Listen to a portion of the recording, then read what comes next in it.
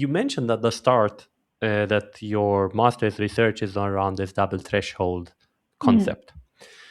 And I don't know if this will create a bit of a family dispute, but I went back to look back at the 80/20 research that, of course, your dad, Stephen, came up with. And the narrative that came out from that research is that you should really avoid that middle zone. Now, actually, that's not what he says. He says 80% is under the first lactate threshold, 20% is over. He never, but there is a section where he says, this middle gray zone tends to be, doesn't provide the required benefits and is too expensive. But now the concept of the double threshold is actually to train in that middle zone, with the idea that you will still get, one, a lot of adaptation for a lower cost, and two, you can also do a lot more of it, and that threshold pace is actually what determines kind of who wins or who doesn't win. Like it's that pace at the threshold. The two ideas seem at first glance slightly contrasting. One's telling you to avoid the middle zone, the other one is telling you to train more in the middle zone.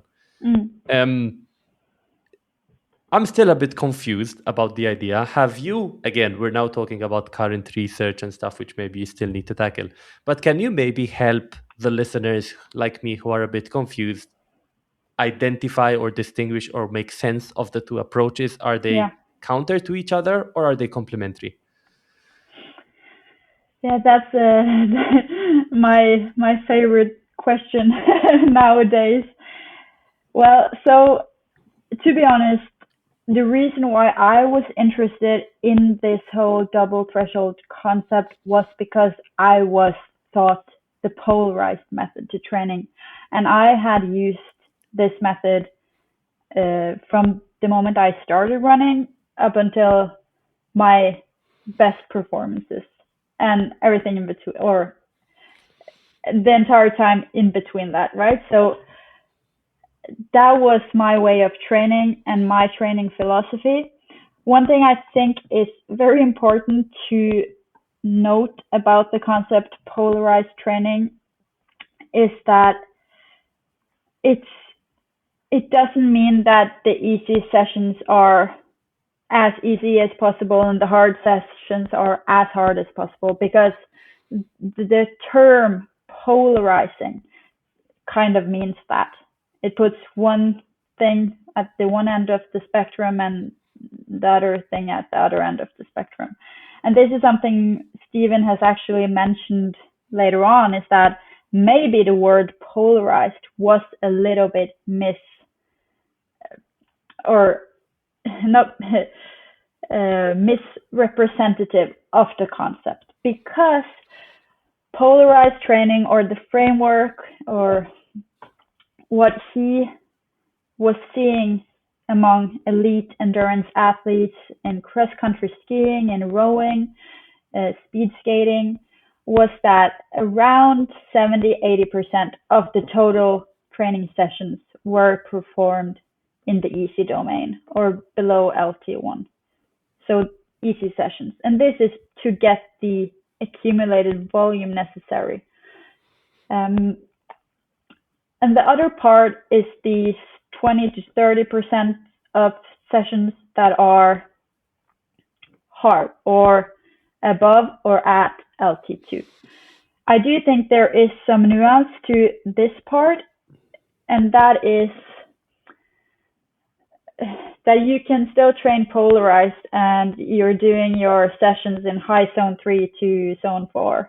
And by definition, that would be in the threshold domain, or between LT1 and LT2 for an elite athlete, for example.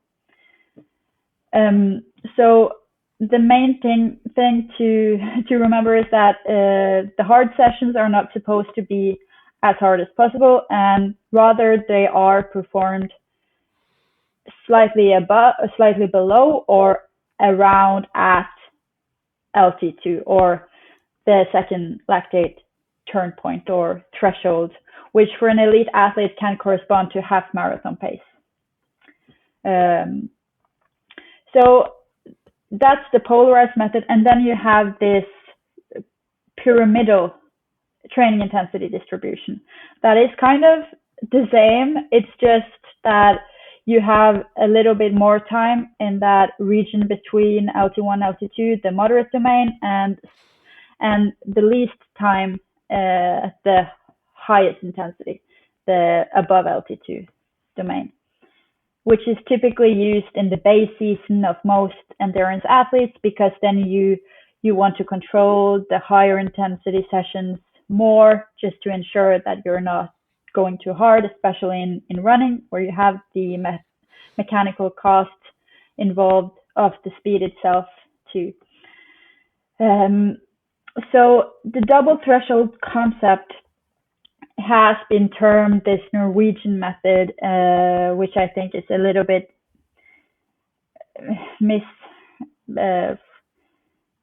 representative of what the Norwegian method is, because that's more what we talked about at the start when it comes to the avoiding the early specialization and focusing on establishing an overall athleticism when you're younger, movement ability in different planes and directions, right?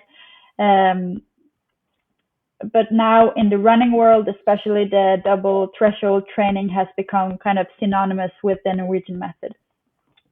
And the double threshold training method is about doing 2 moderate intensity interval sessions on the same day, and allowing the days in between interval days to remain easy, so that you don't have to add more sessions to a week on different days, but you just pack it into the same day when the stress response is already turned on by going above LT1. But this doesn't mean that the elite runners are only running at the pace that is corresponding to the physiological threshold domain. They're actually doing sessions like 20 by 400 meters at a 5K pace with frequent rest periods, 45 seconds, or 45, 15 second interval sessions, where you're running at a much higher than threshold pace, but you're allowing your heart rate and lactate levels to remain in this metabolic threshold zone, right? So this is a little bit like counterintuitive for many people, and it can be confusing to use the term threshold by itself. But if you're looking at the actual intensity distribution of these athletes, you will see that it does correspond well to the polarized or pyramidal intensity distribution. They are doing the absolute majority of the training at a low intensity zone above LT1, but they're just dividing these interval sessions into 2 shorter sessions instead of doing 1 long sessions, to be able to get more time at slightly higher intensity, but not that high that they're not able to recover relatively quickly between sessions, with the goal of being able to, over time, kind of manipulate or better manage the adaptive signal to stress ratio.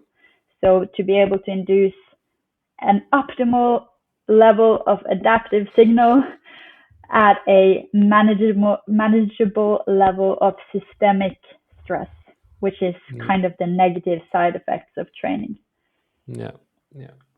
Yeah, I mean, as I said, I was doing a lot of the research about it, and it's how it aligns or doesn't with the polarized approach, like over the last week and also today morning. And I feel it's the like pointy bit of the triangle, like the last 1% of optimization, because as you're saying, they're really trying to get the benefits of running quick Yeah. without the cost of running quick. And I Yeah. mean, at the end of the day, if any like everyday athletes are like, well, this is way too complicated for me, the way I boil it down to is that for every session, or like when you do a training week, there are four things you need to consider for each session, kind of. It's intensity, its duration, its frequency, and modality. And of course, what they've done is, okay, forget the modality because they always run.